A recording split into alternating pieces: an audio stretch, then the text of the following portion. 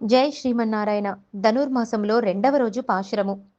வையெத்து வாழ்வீர்கள் நாமும் நம்பாவைக்கு செய்யும் கிரிசைகள் கேளீரோ பார்க்கடலுள் பையெத்து இன்ற பரமனடி பாடி நெய்யுண்ணோம் பாலுண்ணோம் நாட்காலே நீராடி மையிட்டெழுதோம் மலரிட்டு நாம் முடியோம் செய்யாதன செய்யோம் திக்குறளைச் சென்றோதோம் ஐயமும் பிச்சையும் ஆண்டனையும் கை காட்டி உய்யுமாறெண்ணியுகெந்தேலோரெம்பாவாய்.